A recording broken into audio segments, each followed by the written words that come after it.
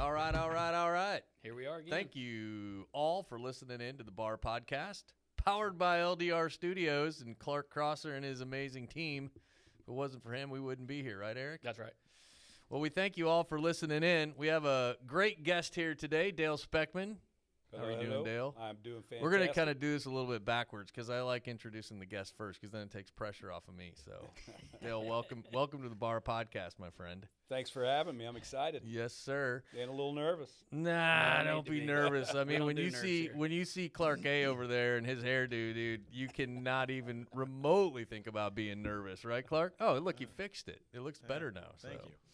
Well, as we do, before we get going, we just want to call out one, if you're struggling, if you're going through anything, by all means, we have a couple of resources that you can check into. You can text the words refuge to 494949. You can also use the National Suicide Hotline of 988, which I think is great that they've condensed that. I think I just heard some statistics on that is working, which shocker, right? That it doesn't take nine digits or whatever. Yeah.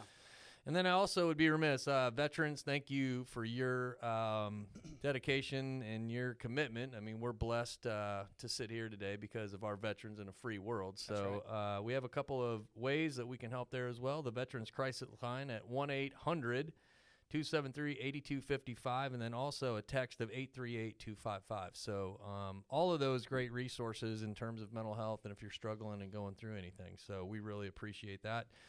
Like us and find us on all the social sites. Eric, where? At Building a Refuge. Yeah, boy, there you go. That's right. Building a Refuge. That's it. Yeah, you got it. Look at us. We feel like we're professionals now. Professionals. Sure. So you guys got that circled. Yeah, that's important. Like, we need that one. We got to remember to do that, right? YouTube channel. You can check us out there. That's where all of our podcasts are at. So like and subscribe. Like and subscribe and leave us comments. We've mentioned this a couple of times, but like us, definitely leave comments and let us know where you're at.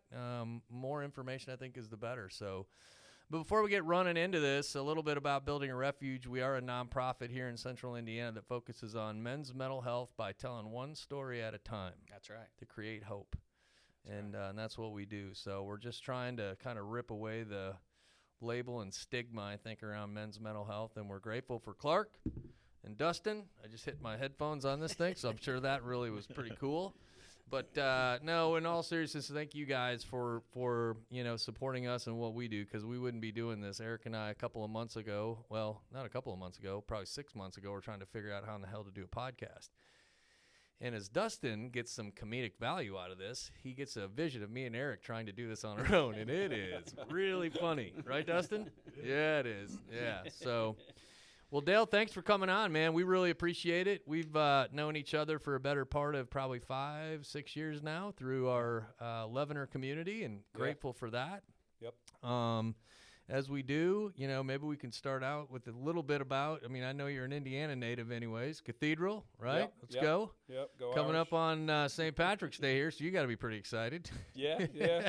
That used to be my favorite one. Now I kind of shy away, but yeah, well, they can be misleading, those leprechauns. Come on, right? It's a fun day, though. Yeah. Man. There's actually, I might be going, I don't know, can I say, like, places? I would, you can say. Moondrops has got one heck of a lineup coming up. All right. On that, I think it's a Friday this year. There's always good band lineups, man, around the city. You know sure. what I mean? When St. Patrick's Day hits. So. Yeah, it's like old school dudes. Like yeah, I Doug know, right? Thorne and I think Jason Brown and maybe Tay might be playing out there. Yeah. They've all been on my Soon to Be Legends podcast. Yes, they're all Doug. playing out at Moondrops for that day. I think that's gonna be a fun day. I might have to do that. Clark, I love that. Soon to Be Legends is an awesome podcast for those that haven't listened into that too. LDR Studios powers that bad boy, and Clark is like the MC of that thing, and he's had some cool people on. Yeah, it's like very some cool people on. for sure. Very cool. So anyhow, we're gonna get rolling. Dale, tell us a little bit about yourself. Where, like I said, you grew up here in Indy, but give us a little background. Yeah, I was raised in Broad Ripple and did go to Cathedral and been around here really my whole life. Lived a couple years in England. Other than that, man, I'm a Hoosier boy, and Nice. I was actually born in Dallas, Texas. That my wife's like, "You're not a Go Texan." Cowboys. And I'm not. I'm a Hoosier, and I hate the Cowboys. So. Yeah, Rusty. Rusty's gonna be pissed at you. Yeah, well, well, get over it. hears that from me all the time. I am a gigantic football fan. Yes, sir. Got a lot of friends in this state, all over, And going to Cathedral is very diverse, people from all sides of the city, and still really tight with a lot of them. Yeah. That's my story. Yeah, I mean, that's one thing. Like, I have some friends, obviously, that went to Cathedral, and it is, man. I mean, it's a tight-knit community. You know what really I mean? Class sizes aren't massive, right? So, I mean, you stay, like, but I think one of the cool things is, at least from the folks that I know, like, y'all, like, you stay connected. Yeah. Like, I know my classmates, I have a few that I hang around with still and still talk to, but, man, like, y'all are connected. Yeah, I would say that's definitely the truth. Yeah, which I love that, man. I mean, I like community, though, so it's good stuff, right? Yeah. You mentioned you spent a little time in England, and you said you like football, so give me a little history there. So I played professionally over there in what was called the International Budweiser League. Excuse me, I got a frog in my throat today. But that's all right. After college, I was lucky enough to get recruited to play there, make a little money doing it. Yeah. And I mean a little money. It was more sponsored by Budweiser. Yeah, which we got free Budweiser dropped off at the flat every week, which was nice. Sean Payton played in that league. Oh, so I played get out of against here. Sean Payton. Yeah. It was cool. But I met my wife in between the two off seasons. She actually came home for a few months in between. Met her at a wedding the first weekend I got back. It's an interesting little story because I got asked to sing in a buddy's wedding who I hadn't seen in years. And I said, if we lose our playoff game, they'll ship me off right away. I'll be home. If we win, I'll miss the wedding. So don't tell me you threw the game. No, definitely not. We lost and made it to the wedding and met my wife at that wedding, which amazing. is Shelly, who you guys know. And she is amazing. So it's kind of a cool Blessed story man. because had we won, no telling you never where know, I'd be right now. Yeah. And I think we were somewhere. We had kind of we talk about kind of that degree of separation, and you told that story, and I can't remember who it was that I knew that knew him and knew us and all that. But yeah, it's fantastic. Your degrees of separation are uncanny. And I haven't really lived here that long. Like we talked, I'm from Wisconsin, right? Tiny little town. I grew up in Avon, and I mean, it's just you're weird. Our own little Kevin Bacon. I don't know about that, man. That's just but I don't know. I mean, look, you run into people and you get to know people, and I'm somewhat of a people person, I suppose. I like people, man. That's why we do this, just right? It's good to know people, right? It is.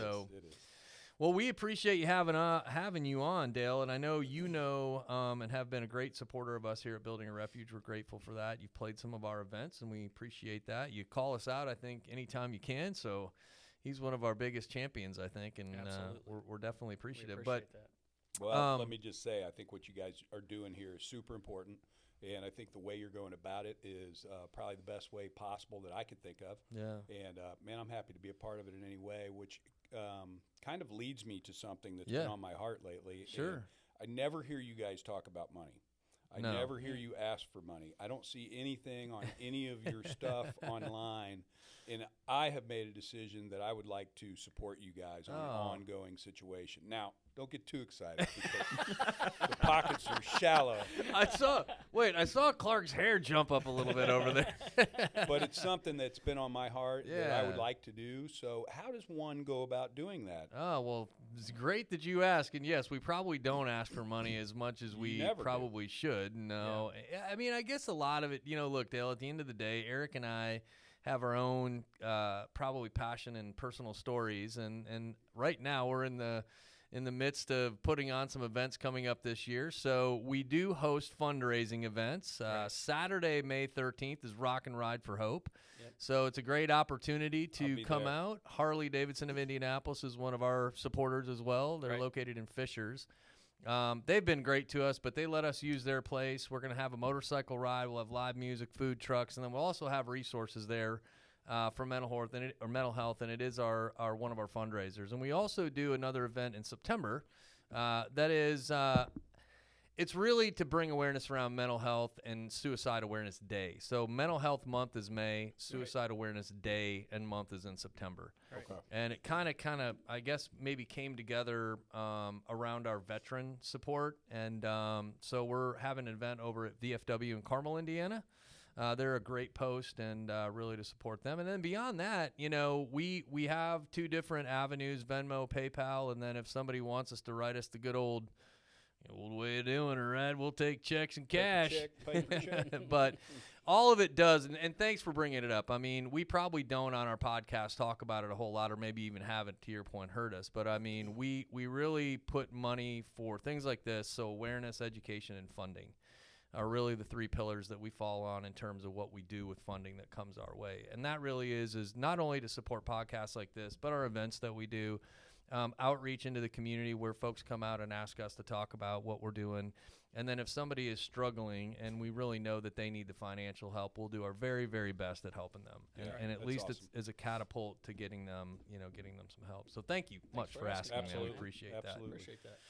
So, yeah, man, tell us a little bit about, as we said, Building a Refuge is all about one story at a time. We'll maybe kind of talk a little bit about your past and what I think probably the best is kind of just laying over what mental health is how you've seen it in your personal life. Maybe what Bar's doing, you know what I mean? What we're doing, what Bar's doing, and just maybe how and what you see is helping to remove that stigma, from men specifically around just being vulnerable and courageous and talking about, what's going on in their life. Yeah. As far as what you guys are doing and what I've heard through your podcast and just from your two mouths, I mean, you're bringing awareness to this. And it is, it's touchy for men because just like your last podcast, it's Josh, right? Yeah. It's tough. We're supposed to be these tough men. And, I've always prided myself on that and was kind of grown up that way, or brought up that way. It's hard to talk about your feelings, it's tough. And not all guys want to hear it because somehow they think it makes them weak just to listen to you. And you might not have a place to turn. Well, people have a place to turn in Refuge, Building a Refuge. And, man, that's solid. I'm pleased to be a part of it. I'm a guy that never really so my emotions, they're all right here. So that's what it is, yeah. I'm an emotional dude, and in a lot of ways, some good, some bad. Yeah. Was always uber competitive, and if things didn't go my way, on the field, I got in some trouble with the referees and maybe even somebody in the stands. That's the kind of dude I was. All right, let's go, Dale. not great. Talk about that you off got camera. video of that? That'd be awesome. Pretty sure in a baseball game it cost me a scholarship. Okay. And then being out in social setting, I get backed into a corner, man, the teeth come out, and that's just the way I thought I needed to be, and that is not the best way to always handle things. Yeah. It's one thing to maybe protect somebody or defend something, but it's different to just, fly off the handle. And I've struggled, with temper. I've struggled with depression. I'll cry at the drop of a hat too. I'm a dude that, like I said, my emotions, they're hard to keep in check. But that's a great thing. I mean, again, I think one of the things, like I not that I have a hard time crying, right? But I mean, to me, like it wasn't long ago, I had an instance, man, I was talking to my mom and really, this story that we kind of have here in the podcast at Clark and how all this came together, because as we've shared with people before, sometimes Erik and I are like, are we doing the right thing? Is this, are we meaningful, right? Are we making meaningful connections?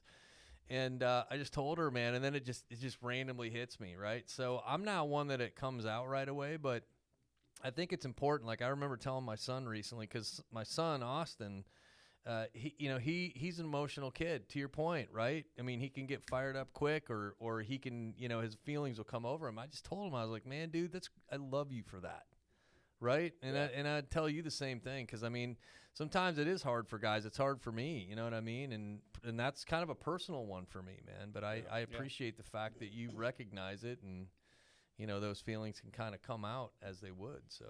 Yeah, I would say, now the temper is well in check. Yeah. For many years it wasn't. And, for me, I had some frustrations in my life, with a lot of different things. And what I did, I tried to, you're in high school or whatever, and you do the party scene, right? Yeah. It's fun. It's like you don't know who you are, what you are. You don't know anything about life. It's just something you do, kind of. And I'm not saying that everybody should do that, but that's just kind of what I fell into. But then at some point, that party starts to turn into like a searching for something that you just can't find. Right. And, I never really knew my identity. I always thought my identity was this tough guy athlete. Then when that all went away, and then it was like, hey, well, now you're supposed to be this tough guy, business guy, and that wasn't going so great. Man, I chased the bottle. Yeah. you know, and I lived a law. I got into the musician world, and I was in a party scene, and man, it was just the wrong thing for me. But man, it dominated my life for a long time. Yeah. And I was always searching in that bottle for who I was, which led to drugs and addiction down that road too. There's a lot of people probably don't even know that about me, and I think outwardly I had this persona as that I was this put together dude. Yeah. And everybody's always like, Dale Speckman, you're all put together. And Yeah. I'm thinking, you don't know who in the hell I am. And I don't know who I am. Yeah. I don't like who I am very much. So I constantly was chasing my tail with drugs and alcohol. Yeah. And, you know, to kind of dim this condemnation I had going on, I always had this internal battle with myself. I was brought up in the church. Yep. And I was, you know, it was kind of fire and brimstone church. Kind of always taught that you're doing things wrong and you weren't good enough, you know. Right. And I always thought that that's what, like, Christianity was. Yeah. And, man, I learned finally that that is not what it is. And you don't have to clean yourself up to get right or to have God in your life. Yeah. You know, Jesus wants to meet you right where it is. And I'm telling you, my life didn't change until I realized that. And that only happened about 5 years ago, even though I accepted Christ when I was 9. I didn't know what I was doing. Yeah. But, you know, the whole addiction thing just clouded who I really was. Yep. It kept me from being the father that I should have been. It kept me from being the husband that I should have been. Yet in the community, I was Dale Speckman. Right. Man. You had He's an so image cool. to uphold. Yeah. And it seemed natural. Now looking back on it, man, it makes me cringe. Oh yeah. It really makes me cringe. So. How much effort did you put in that? Like how much of a work was it to kind of, I don't want to say play two roles, right? But you're kind of inward when you were looking inward at yourself, like these people don't know who the fuck I am, right? It was tough because I knew I was living a lie, and you're constantly balancing that act. You're juggling these two personas, and I knew in my heart who I really was. Well, yeah. I really didn't know who I was, but I knew I had a good heart, and I knew that I had good intentions, and I knew that God, I wanted Him to be the anchor for me, but I don't know. I felt like I had to give up and change everything on a dime to do that. And that's where I was the most wrong. Yeah. Yes. Yeah. And here's what happened. So, you know, about maybe 6 years ago, I was out with some buddies, and as I was doing a lot of on the weekends, I wasn't like a drinker during the week. I didn't go to work drunk or anything like that. But, you know, Friday would come along, and I would pound down. It was nothing for me to take down a fifth of Absolute or Tito's or whatever it was in a night. Yeah. And then not know how I got home next morning. And then, you know, my wife looking at me, and I didn't walk in until 3 or 4 in the morning, maybe 5. Yeah. And her seeing the pain in her eyes. Yeah. And she never put an ultimatum on me, but it definitely caused problems and it weakened our marriage. Sure. But I woke up one morning, and I had tried to, you know, stop drinking or cut back drinking before. And I woke up in the morning, that morning, not knowing how I got home. Yeah. And I do know I didn't drive, thank God. Yep. But she was sitting on the bed next to me, rubbing my chest, and I woke up and I looked in her eyes. I could just see the pain, and you know, her voice said, "Hey, big guy, how you feeling?" You know, like everything was okay. Right. But I knew it wasn't. Right. And it just, I don't know, something clicked in me right then where I was like, I'm done drinking. And she goes, "No, you're not." And I said, "Yes, I am." But for the first time, it was my idea. Yeah. It was me, you know, seeing the destruction of not only what I was doing to myself, but what I was doing to her. Yeah. And I'm sure it had an effect on my kids that I don't even know. Right. And now, I almost have to put a disclaimer on this because I do drink. Mm-hmm. But for 2 years, I didn't touch a thing. And some people see me drink. I thought you quit drinking. Well, I did, but I always knew in my mind that I couldn't drink like I was drinking. And that was my goal. That doesn't work for everybody. I'm not endorsing that. You know? I got you. Yeah. I mean, I think, look, this show is not about endorsing one thing or another. I think it's just about being real in terms of what your experiences have been in your own life, right? And I mean, that's what it's your all story. about. Yeah. But there's some people that just, they can't. No, it makes sense. I don't want them to maybe think, oh, if he can do it, maybe I can. Like you said, it's my story. It works for me. And Now I'm a cocktail here and there, and that's it. Yeah. But anyway, I went the 2 years, went back to England for a reunion for our team. For the football team? And I told my wife, I was like, look, this is it. I made it 2 years. That's kind of what I earmarked. I go, it's the best beer in the world, and I'm going to have a couple beers while I'm there. And she was worried about me for a while. But anyway, here's the cool story, man. I feel like I'm kind of dominating this. But No, this is what it's all about, man. I had a show to play, and it was at this horse farm over kind of close to Geist. And I pulled in there. I didn't know anybody other than my bandmates. I didn't know the guy who owned the place. I didn't book the gig. And you park in this pasture, and I park, and I had to park like way far away. I couldn't even like pull up near the tent to unload my gear. And I park next to this guy, and I see him, and I notice I know that I know him, but I can't really remember from where. And it was my friend Wheels, and he gets out and he goes, Dale Speckman. I was like, I know you. Yeah, and it turns out that I coached baseball at Little League where his son was playing. Yeah. He coached, and we met each other, but we hadn't seen each other for several years. And we started talking, and I'm like, well, what are you doing here? He goes, man, I know the guy that owns the place, but I don't know anybody else. I was like, I don't know anybody. So we walked in together, and and I asked him, I said, well, how do you know him? Yeah. And he tells me the Great Banquet. Ah. I had no idea what the Great Banquet was. Yeah. But during this time of my 2-year sobriety period, I was searching, trying to get closer to God, but I wasn't getting it done. I wasn't going to church. I wasn't getting with those kinds of people, which is really what I needed, that fellowship. And anyway, I was like, what's the Great Banquet? And he goes, oh, it's, this men's retreat thing. And I know a lot of people shy away from that. And they're like, ooh, cult. But I was like, dude, that sounds really cool. Yeah. And his ears kind of perked up. Yeah. He goes, really? Is that something you might want to do? I was like, I would love to do it. He goes, well, you need a sponsor, which I hate that too, because when you say you need a sponsor, people friggin' tune down too. Right? Yeah. Like, oh God. But like, you need a guy who's been a guest at that. And he goes, man, if you're interested, he goes, I can come by and someday we can talk about it. And he goes, I'll hit you up here in a couple of weeks. All right. Well, like 2 months went by and I never heard from him. And I was like, there's an empty freaking Christian promise. You know what I mean? Yeah. All right, here we go. So, and then it was a day after that I had that thought, like, this guy's full of crap. He calls me out of the blue. He goes, hey, man, it's Wheels. He goes, can I come over and see you at your office? And I'm like, well, yeah. And so he came the next day and invited me to the Great Banquet. Dude, that Great Banquet just turned me on my head, man. And it all of a sudden, I realized I am not big, tough, ex-athlete, musician Dale Speckman. I am a child of Christ, and my whole thing changed right there. Yeah. I got back into Levner, with Rusty Kennedy, one of my best friends in the world, and met all you guys. Yeah. And now I have this fellowship and this brotherhood that is the coolest freaking thing that I have going in this world. Yeah. And that is cool. Life is different now. Oh man, that is cool. I mean, that's one of the things that, like, we, again, we say to everybody, everybody's got an individual story, right? Yeah. But I would be remiss, and I know Erik would tell you the same thing. Like, when these things come up like this, and you hear these impactful moments of your life, you got to call them out, because I don't know, man.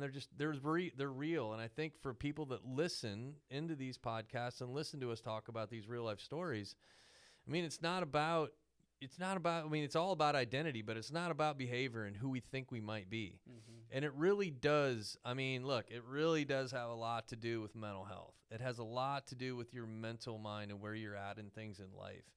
And, much like you, Dale, me personally, I had a great upbringing when it came to my childhood and things like that, and my faith, if you will, or whatever, church. But man, dude, I'm telling you, man, May 2015 changed my world, and that's just the bottom line. I tell people I drove up to one spot as one dude, and I drove away a different dude when I took off, and that's what's cool. I mean, because Erik and I wouldn't even be connected if it wasn't for that day. I mean, that day, that freaking day when your story was told. You know what I mean? And so that's what's crazy about this. But something resonated with it that you said earlier about just the idea that, and I don't know if you said this exactly, but like just the idea of you didn't know that you could have a different way of life and still have fun. Yeah. And that resonated with me because like when, in my story, when I was doing the things that I was doing, it's like I can't imagine having fun without being wasted. Yeah. Right. And that was my whole line of thought. Yeah. And especially with what you did. I mean, you were, you traveled with bands and you lived that whole rock star life, right? Mm-hmm. And that would even amplify it even that much more. Yeah. And so that's, and again, like we've talked on every single podcast, like each story is very important and personal to each individual, but it's also going to touch somebody else who's out there right now. And, That's right. And it, time and time again, we talk about with guys and this whole mental health piece and struggling with mental health, but also there's that addiction piece. Yeah. Yep. And so that's what's powerful, at least from our standpoint, I think, because there's so many guys are out Yeah, and I think what's interesting So though, many. Eric, and you probably would agree, Dale, like, when you're in that time frame, you just don't, again, man, we talk a lot about zooming out. Rusty always tells us that anyway. Zoom out, dude, just zoom out. And I'd be curious, I want you to talk a little bit about this because I think that time frame in your life was a very, anytime that time, like when you're like 21 to say 30, whatever, maybe 35, I don't know. But like you're running hard. You know what I mean? You run hard in that time of life because that's just what you're taught to do, right?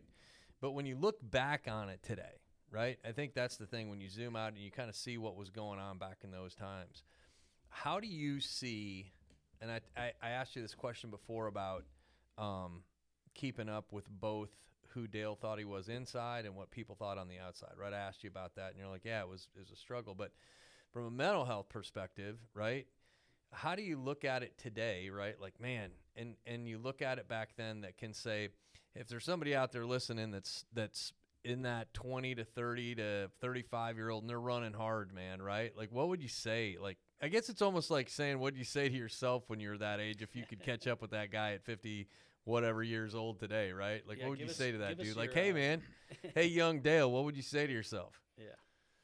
Stop being an idiot. No, I'll Yeah. say this, man. I had a lot of fun back then. There's no doubt. But I'm not sure. I know for me, I wasn't mature enough to realize what I was doing to myself at Yeah. that age. Which I don't think a lot of people are, Dale, Yeah, right? I mean, and yeah. there's no wrong in that, No, right? no, I mean, no. especially with what we talk about in here. I mean, we know that. Not even what we talk about, we know that. Yeah. But there's no wrong in that. I mean, I don't know anybody that's at 21 or 25 or whatever that goes, I got my shit together here. Yeah. So I think what I would say, first and foremost, is if Jesus isn't running your life, take a good hard look at that because I've found it's the only way. Yeah. But aside from that, and that is number one, number two is you really have to look at priorities, which I failed to do. My priorities were totally flipped upside down. It was the party first. It was my friends second. It was my wife after that. Mm-hmm. I mean, if you put your friends above your wife, Yeah, yeah. there's a problem. Yeah. And I did that for a long time. And God bless her, man. Yep. I don't know how she dealt with it. Yeah. I really don't. I mean, and there were times she almost didn't. Yeah. And I had, you guys were talking in the last podcast about getting help. Mm-hmm. And, my wife is like, hey, would you do some marriage counseling? Yeah. And I immediately said yes, which I know I've talked to buddies like, I ain't doing that shit. Right. No, Yeah. Hell no. Well, And it's like, it's a that stigma. saved me. Yeah. It saved me. Yeah. And it saved us. But I would say you got to really just put your priorities in order. Yeah. So when you decided to get help for your drug and alcohol addictions Mm-hmm. and the marriage counseling, did those fall at the same time period or how? No, marriage came way before that. Okay. And we sought to fix the marriage, but really what the problem was me and my addictions. Yeah. And I did not fix that. And I did not seek help for that. Got it. In fact, I'm one of the rare birds that I did seek help, but I sought it through Christ. I didn't seek it through anybody else. I didn't go to a counselor, and I'm not saying that doesn't work. Right. Right. But I know for me, that wouldn't have done it if I didn't have the light as my number one priority, being Christ, there's no way I'd be sitting here telling this story. I'd be at a bar. It's Sunday. That was one of my days. I would go Friday, Saturday, Sunday. Whatever it was on TV, that if there's a ball moving or a tire rolling, right on. I had to be out drinking somewhere. And my wife dealt with that for years.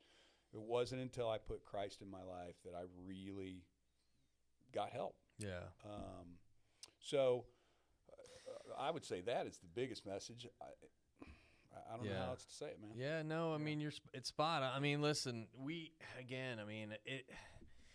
Eric's and I mean, we're just real about it, right? Sometimes we go back and forth about, gosh, on a podcast like this that gets out to the world, right? You don't want to have somebody be like, oh, these guys are just a bunch of Jesus freaks, but there's a stigma there, just like mental health. You're right, man. Isn't that crazy? Yeah, it is, but it comes from the old religion that if you went into a four-pillar church, you were yelled at. You were told what a sinner you are. Right. And Jesus died one time on the cross, one time, past, present, and future. That's right. And once you figure out how simple being a Christian is, it's not the stigma. It's not being a no drinker, no card playing, no dancing, goody two-shoe Herman Hobogle. It's behavior. I'm having more fun in my life right now than I've ever had in my life. I agree with you. And I'm going to tell you, man, back in the days when I was partying and thought I was having fun, dude, mental health was an awful issue for me. And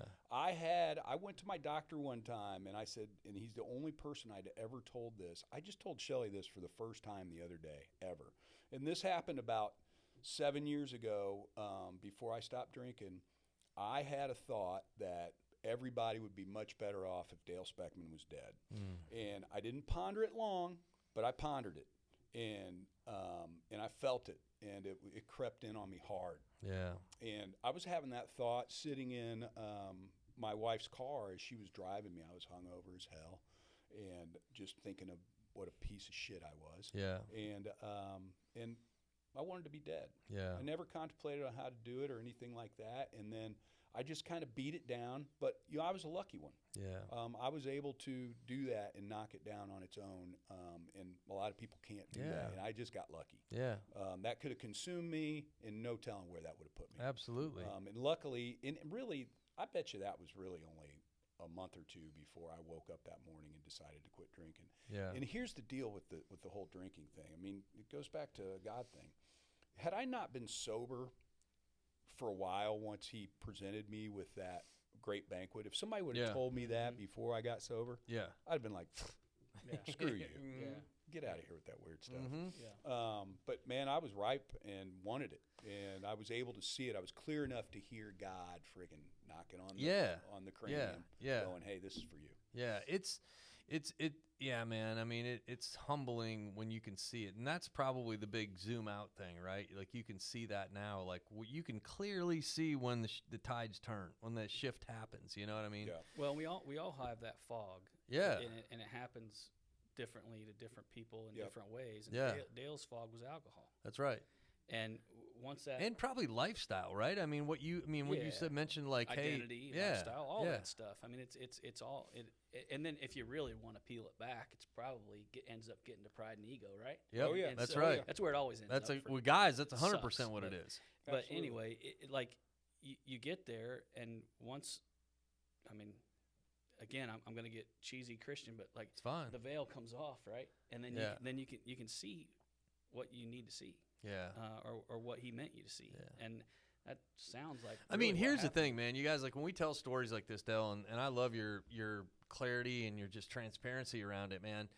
It's like when you what I hope for is like some young dude at 22, 23 years old can hear this, and maybe they're hustling, and that's great, man. If you're hustling Nothing and wrong doing with your that. thing and making money and advancing your career, more power to you, dude. Rock it out, right? But also to understand that that's not your identity. You know what I mean? Like it's not your identity in a way that that's spiritual, right? It's a spiritual identity, and I think that's important. I mean, that's to me what I've learned, and sometimes I chalk it up to being 53 and going, oh, I've just learned some things, right? Well, bullshit. I think it happened. I got gut punched by losing my brother to suicide, and the things that happen, the just shit that you go through with that. And I love the fact, Dale, that you're vulnerable enough to tell, that you went through, like, man, this is what I was feeling at that time. But what happens is, man, is like you it's like a fork in the road. You go one way or the other, right?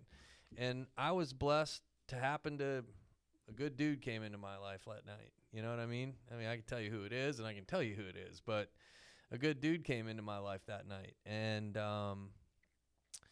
it's changed my life, and it's given me perspective of the previous 44 years of my life. You know what I mean? Not that I can do anything about it because it's water under the bridge, and quite frankly, I'm going to focus on the next years ahead of me, but it also has given me a great perspective. But man, that's my hope is that kids can, young men can hear this, and hell, our age guys, right? I mean, It's not like we're shooting to one category here, but I just, in the world today, I see things, I guess, in ways that people are distracted by the worldly world that we live in, right? And just understanding your identity is so important, man. I mean, you're a brother. You're a brother of mine as much as Erik's a brother, and Clark A is a brother of mine. Well, and that's a good segue because we talked about Dale's younger life, right? And now you sit where you sit now. Give us a little snapshot of what yours and Shelly's marriage looks like now. Because I know you've recently dealt with some health scares. Yep. I don't know if you want to go into that or not. Sure. But would love to hear. It's dominating. It's dominating the story right now. There's no doubt. Yeah, it is. Yeah. It is. And I'd love to hear that. Yeah. So as far as I know, the marriage is great. Yeah. We'll ask Shelly after. Yeah. We have a caller, Clark. Did we have a caller call in? I have a feeling it's pretty good. Yeah, I do too. Yeah. Shelly's awesome. I know her. Yeah, Back in November. So a few years ago, I had a heart ablation. It was from AFib. No big deal. And really, it really kind of wasn't. And they went in there and zapped it. They cauterized where the rogue signal is, electrical signal, and they take care of it, and I was fine. And so I was like, hey, I was pretty fortunate. Like that could have been a lot worse. But I started kind of feeling these palpitations again, probably about a year ago. And then went in, and I think in June or July I did a physical, and they always do an EKG. And my doc called me in the week later, and he goes, hey, man, have you passed out or been dizzy lately? And I said, I get a little lightheaded every now and then. He goes, dude, your heart didn't beat for 7 seconds on your EKG, and that was a 60-second snapshot. Oh my and goodness. he goes, every other person I know in the world would have passed out. He goes, right. So we need to get you to an electrophysiologist or whatever they're called, cardiologist. And I said, okay, it's probably just the AFib thing, whatever. So they had me wear, one of those monitors for a month. Well, it came back highly irregular. They tell me this over the phone. And I'm like, well, what does that mean? Yeah, then it's like, bye. We'll call you in a couple of weeks. Thanks a lot. So I go in for another ablation, and I'm expecting the same thing. Okay, we'll go in and find the rogue signal. But I am kind of like, well, why is this happening? It happened once, I get it. But now they're calling it tachycardia, which is more a little more serious. And I go in, and I get in November, like 15th or something like that, I go in for another ablation. And I guess they get in there and immediately don't like what they see, and I have a ton of scarring on my heart. Almost like I'd had heart attacks, but there were no heart attacks. Well, come to find out now, and they decided to put a pacemaker in me. Yep. Okay. So when I wake up, there's a couple things happening. I wake up and I'm completely seeing double, and I've had a lot of surgeries, orthopedic. Yeah. And I've come out of anesthesia, I don't know, 6 times probably. Okay. And I've never seen double. And I'm telling them, hey, something's not right here. I mean, I got one eye searching for enemy aircraft, the other eye searching for night crawlers. And I'm like, what's going on here? And she's like, you're fine. And I'm like, okay. So 6 hours later, I learned that they're going to keep me in the hospital, put a defibrillator in me, and try to figure out what's going on. So there's a lot to handle there. Well, then 6 hours later, I said, I'm still seeing double. Is this real? Yeah. I mean, what's going on here? And then she stops dead in her tracks, brings in a doctor, and next thing you know, the room's flooded with people, and a guy very calmly says, "We're going to call this a code stroke," and the place goes nuts. What? Yeah, and I got a couple buddies in there, my high school buddies, my dearest friends in the world, and my wife and another friend, and the next thing I'm on a gurney, I'm going to get a CT scan and all this other stuff. A lot of shit going on. Yeah, man. So my world changed. Yeah. And I saw double for a week and a half to 2 weeks, and they weren't sure. You know, they were trying to say most likely it'll get better, but they weren't giving me definitive answers here. And I'm like, you know, I can go the rest of my life seeing double. Yeah, It's yeah, like yeah, seeing yeah. one of Brandon is enough. I mean, Yeah, you don't need two. two. of him. You don't need two of DJ Brandy. I That's for can't damn handle- sure. I can't handle that much fun. So anyway, come to find out, to fast forward, I am now been diagnosed with what they call cardiac sarcoid. It's very rare. It's like, you know, 10 in 100,000 people or something Yeah. like that. And they found out in the last like decade that it's hereditary. And Yeah. my mom, which we didn't even remember this, but in the 70s, my mom had it on her lungs. It's a lot more common to have it on your lungs or other parts of your organs, eyes, rather your heart is like the rarest. Well, that's where it's hit me the hardest. So there's been a lot of damage done to the heart.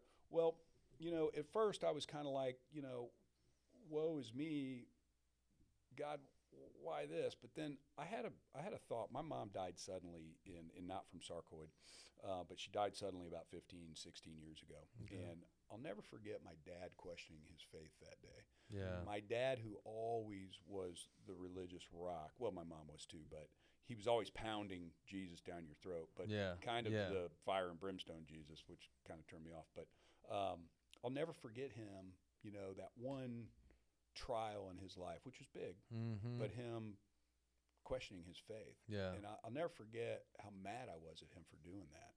And so I had Yeah. like a quick little question about it, like, why is this happening? Yeah. And then, man, I shut it down, and I've been able to turn that and just, have you ever heard the term rest in Jesus? And what that means is he's got it. Yeah. You just got to give it up and remove yourself from it. And like, I can't control this. Yeah. I can do what I can with diet and lifestyle Right. and things like that. Sure. Yeah. But I don't have real control over this situation. Yeah. He's the only one that does. And I've been able to take that, give it to him, and be like, man, whatever you got in store for me, bring it. Let's because go. that's what I'm going to do. And I'm telling you, since November, my life is better. It's better. I mean, I have a better relationship with Christ. I have a better relationship with my wife. I am more attentive to people's needs. Yeah. I am more interested in what's going on with other people. Yeah. He's just made me a better dude Yeah. by this ailment. Now, I'm not saying he gave me this ailment, Yeah. Yeah. but what I'm doing with it through him Yeah. is changed my life, Right. really, man. And I'm just like, hey, and here's the deal. We're all going to die at some point, right? Yeah. I don't want to expedite that. Yeah. But, man, if my day is a year from now, Right. so be it. I know where I'm going. Yeah. And it's going to be freaking awesome because my brother's up there. I have Yeah. a brother up there. Yeah. Cancer took him in 6 weeks a couple years ago. Yeah. My mom's there and countless friends and Yeah. loved ones. And I know what's going to happen. Yeah. man. It's going to be way better than this shithole. Yeah.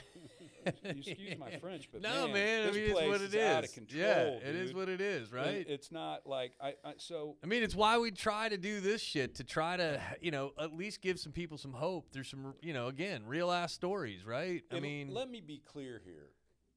I want Dale, to. I want you to be crystal clear, okay, buddy? Crystal. Clark, can you make sure you're recording this? I want to be here until I'm 80 something. 90. Yeah, I want yeah, to yeah. see my grandchildren. I want to walk my dog. So I'm not asking, you know. Yeah. But hey, man, if that's what my story is, I'm Right. going to deal. Yeah. I'm going to deal. Yeah. You know, I kind of want to finish with this one story. So, you know, back in my addiction days, I had this picture of who I thought I was supposed to be from an athlete standpoint. God gave me some talent and, you know, some toughness, and I was good at a couple different sports and could have played college ball in either one of them, ended up playing football. However, my high school career never really went right. My college career never really went right. Yeah. And I always felt like I was some kind of a lesser human being because of this. And it was really just my own expectation. And I had a couple people like, Speckman never panned out to be the ball Yeah. player. he Yeah. was Yeah. supposed Yeah. to be. Yeah. Yeah. Yeah. Anyway. And what does that fucking mean? I mean, so what does that mean? Exactly. Right? Like, what does that mean?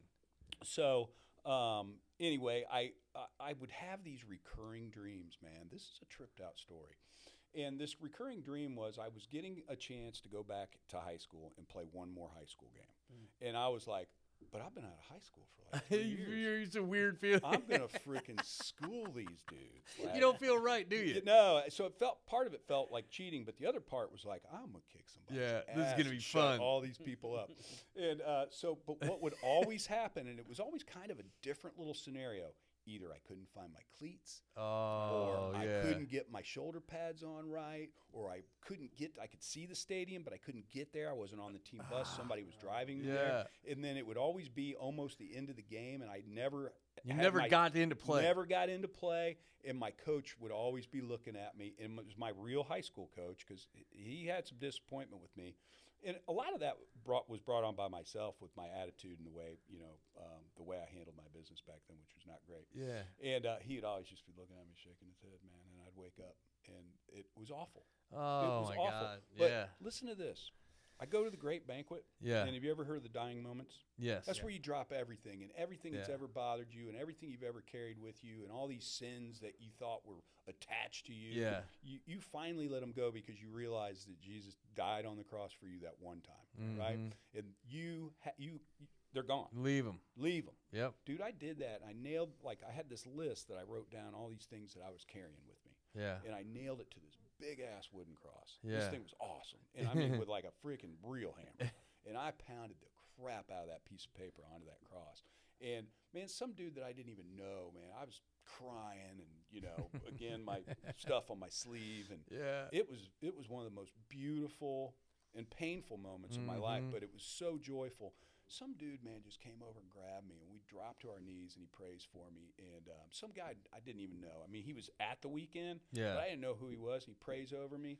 And, man, when you experience a joy like that, which I had experienced in my younger days at a tent revival my mom took me to when I was really young, there's no joy that a drug or a bottle or anything can ever bring you that feels like the joy of God when you have that connection and you know it's real. Yeah. There's nothing like that. Yeah. And so that day, on those dying moments, I felt that joy again for the first time in a long time. Yeah. I'm like, this is what I've been after. Yeah. And from that day on, and I didn't even figure this out for like a year, I have never had that dream ever again. Oh, it's wild. And you know why? Yeah. Because that was my identity. That's right. Yeah. And That's now right. I know what my identity is. Yeah. It's not football player. No. It's none of that. No, man. But what a trip. Yeah, I think like that's such a cool, like it's a great story in terms of just like it's gone. Yeah. You know what I mean? And I'm telling you, I had that dream like 50 times. Yeah. 50 at least. And I've never had it once since that moment. Yeah, I mean, look, I think guys put a lot of stress on our own. We put a lot of shit on ourselves. Erik, you mentioned earlier, man, ego and pride, right? I mean, those two things, they get in the way of a lot. Still. And yeah, still. I mean, that's right. I mean, still today, right? But I think when you do have, him in your court, and you do have Christ in your court, it's different. It's just different. And I think, the community that we're blessed to be around, man, I mean, again, it's not identity. It's not behavior, right? It's done, man. You're done. You're loved like a king. And and you meant, hold real quick. You said something a minute ago, man, like when somebody prays over you like that, dude, at the end of the day, it's just love. And somebody mentioned this to me one time, man, I don't care how tough you are. I don't care how brazen whatever you are, man, you can't fight love, dude. You just can't fight it. Why would you want to? I don't know. Well, we do, but think about it. We do. I mean, you think all the way up until that point when Jesus put you in that frickin' full Nelson, dude, and you can't breathe, and you're just like, sorry, Clark, I'm good, you know? I mean, I had to tap there because I was making a point, tapping out. He's like, that's your one sound effect. That's that one sound. I can't do it ever again, right? Yeah. But I mean, in all honesty, man, when that happens, I mean, it's a different deal. And I want to make sure people understand this too. And Dale, you'd agree, and I know you would too, Erik, is we're not forcing it. This isn't a thing to force on anybody, man. You take it in your own stride and in your own time. I mean, I was 44 when I realized this. You know, could I have wished I got it when I was 14 or 4 or 24 or whatever? It didn't happen that way. Right. Yeah. And he didn't want it to happen that way. I always say this, man, when it happens, it's never too early, it's never too late. It's right squarely at the right time. Yep. And it is a huge support when it comes to mental health. Yes. Because you always know you got somebody on your back. You always know you got someone to hold you, to support you, to love you, no matter what, man. You got that. And I think that, to me, has helped me significantly in the past 8 years, you know, between losing my brother and quite frankly, a lot of loved ones that were around us. I mean, Sherry and I went just through a crazy-ass time in 2015, man, between my brother and then her dad a year after that. But I can tell you this, man, we wouldn't have gotten through any of that if it wasn't for him. And since then, you know what I mean? But prior to that, man, shit. Going through all the chasing things and, you know, trying to be this and that. That's what, you know, if we're talking to listeners, right? We're talking to people who may or may not be struggling or, you know somebody who's struggling. It's like, okay, I get you, Dale. I get you, Brandon. I get you, Eric, what you guys are talking about here about the peace and the joy and that you feel and all that. But how do I do that? Yeah. And what I would say, the number one thing is get yourself in a community. Yeah. Get yourself in a community. That's because right. if you listen to your story, Yep. if you listen to your story, And yours. my story, every single person that we've had in here, Yeah. that change or that switch But what is that? Josh talks about Yeah. comes when other dudes get in But your what life. is that? It's love. It is. That's what it is. And you have to be able the action step for that is to seek it. Yeah. Like go seek it. That's your part in the game, right? And then let it happen how it's going to happen. Yeah. And every single time, you know, I sit down, talk to Dale, talk to you, it's like when we start talking about our stories, it's those guys or someone else who has come into our lives who has talked truth. That's right. And what you're talking about today is truth. Truth. And we are, like we've said before, we're very blessed to be around people who speak truth. But it's the guy who is listening right now, or the gal who's listening right now, who's in a dark place that says, "I got you. Yeah. You're on the other side of this," and you're. But that's the reason why I wanted you to tell your story about where life was at right now. Yeah. Was because it's this, right? It's that ebb and flow. It's an ebb and flow, and your story is a perfect example of ebbs and flows of life. In the fact that you got over a hump, you got through that addiction, you got marriage back, and then boom, you know, your heart happens. And Eric, let me add something to this too for listeners that are out there, because I want to be the devil's advocate right here, right now. Because if you have somebody that's out there listening and maybe they're not at a place in life where we are, right, where you're at, Dale, I know you, man, and I love you for where you're at. I love Shelly. I love your family, man, and But just that's not everybody. That's right. And there may be people out there that they've been either so burnt on the religious side of life or whatever that looks like, or maybe they've never even been introduced to it, and they're like, I'm not buying into that whole Jesus thing. You know what I mean? That's fine. Absolutely. What we're telling you is, man, just get yourself around good people. That's right. And I'll say this, whether I'm wrong, right, or in other, it's who I am today. And I know this community is good people. Eric and I have a mission in place, and a lot of it is Christ-founded, right? That's where the foundation sits with us. But I'm certainly not going to expect somebody else that's not there. But I'll tell you this much: I'll hang out with you. I'll listen to you. Well, there's going to be guys. We've got guys scheduled who will tell you they don't have a relationship, and that's okay. And it's okay, man. Like it's not that I don't care. No, it's come on here. Let's talk about stuff that's real. That's exactly right. I mean, your story is real, and your story just happens to involve Christ. That's exactly right. And we're going to have somebody sitting in that chair in a couple weeks who doesn't have that. And I'd be telling you, man, I'd be remiss if I didn't say this. If you give him a chance, he's going to change your world, man. He's going to change your world. But I would never tell anybody you have to do that. You know, we always get this, right, Dale? Don't shit on somebody, right? Yeah. It's kind of the same thing, right? Don't shit on somebody. Yeah. Well, I'm not going to should on. Yeah. I'm not going to should on anybody. You should do this or you should. Now, when Clark does that to his hair, I'm going to say, Clark, you really should do something about that. But my wife helped him with his hair the other night, man. And that's, right? I mean, that's love in itself. You heard it in Dale's story. Yeah.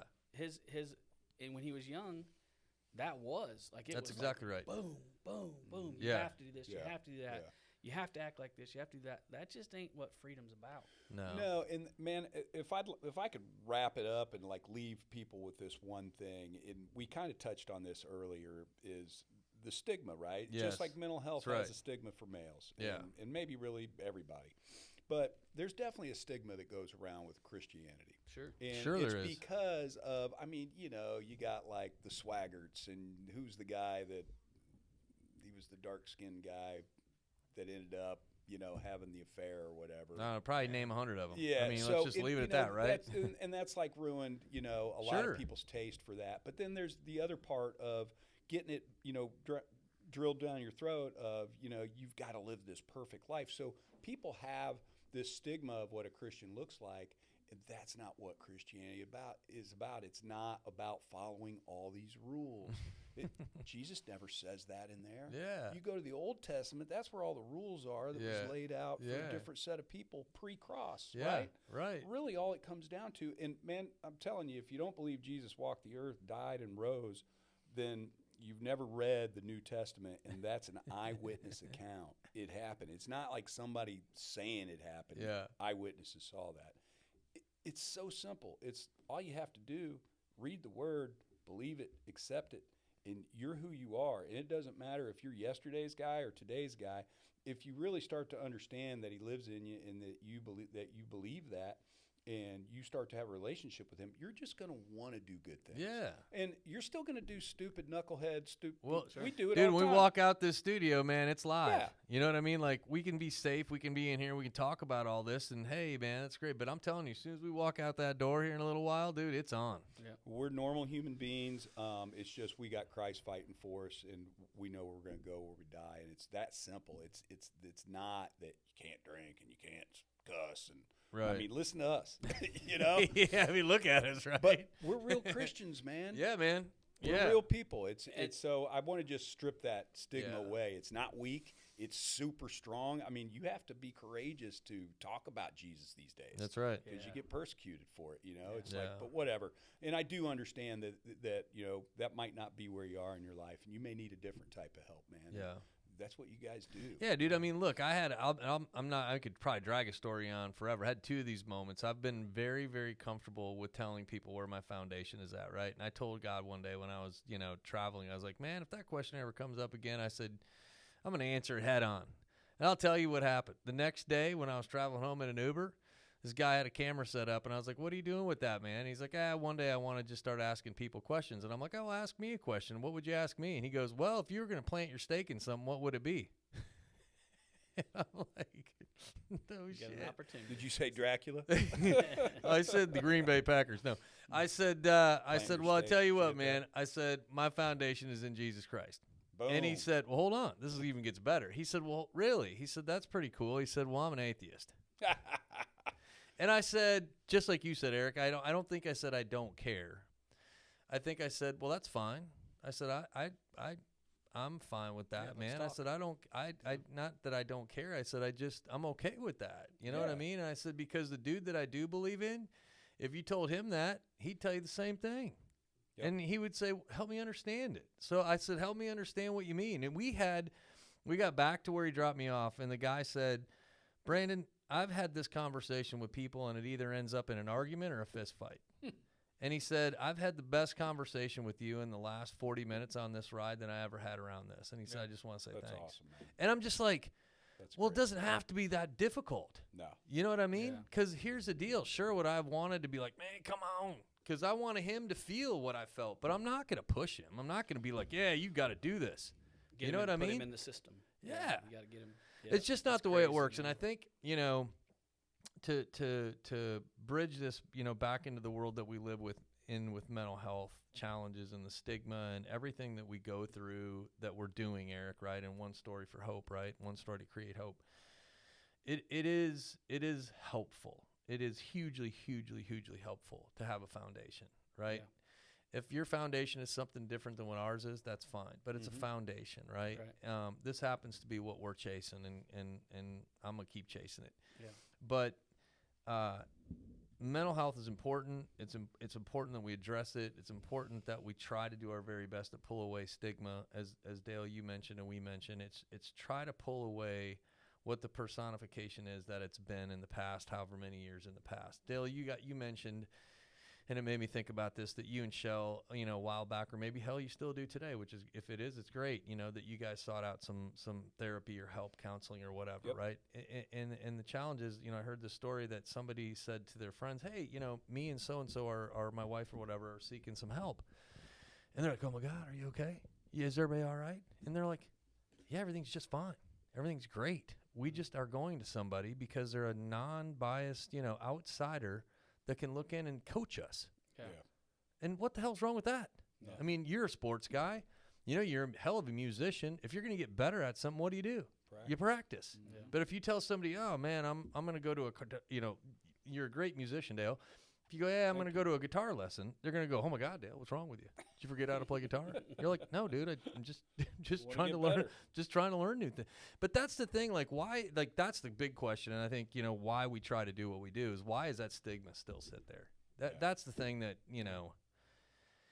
it does fire me up, man, because it's just one of those deals that it's helpful.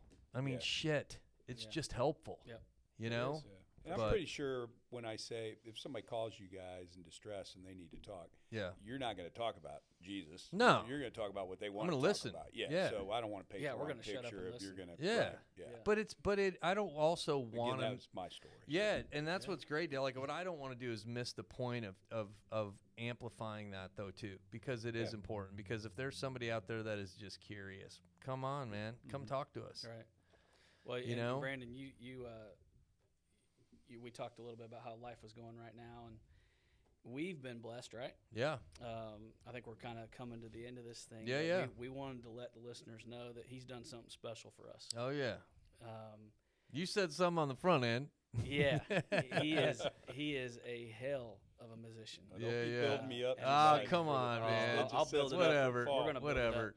But he's done something very special. He surprised us with it, right? Yeah. We were at church one day, and we got a text message and said, hey, you guys might want to come to church. I'm going to be singing this song for you. So he wrote a song for Building a Refuge, and we're going to get to hear it, I think. man. We're going to be blessed to record it here at LDR Studios, and I think you're going to hear it on the end of the tail end of this podcast. Yeah, man.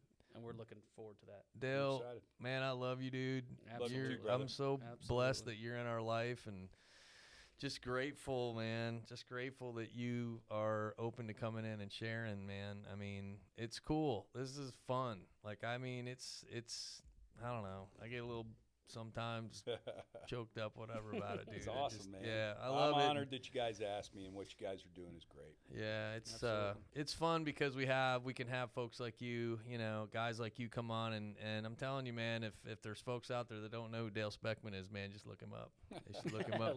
Look him up and check him out. But if you are struggling, before we get to hear this, that I'm super excited about, but if you are struggling, we mentioned some of the resources on the front end of this. You can text 494949, text the word refuge. It's anonymous. It works. I know it works. Yeah. So if you don't feel comfortable talking to somebody live, you can text it and have a text conversation, which is fantastic. And or you can reach out to the 988 National Suicide Hotline. That has been made a little bit easier. And for all of our veterans, as we call out again, thank you so much for your service. We greatly appreciate you. But you can reach out to 1-800-273-8255, and or you can text as well, 838-255. So again, we're building a refuge. We're tackling this thing one story at a time. And Dale, we appreciate you, buddy. And we are looking forward to sharing your song. So Let's do it. Let's do it. All right. All right.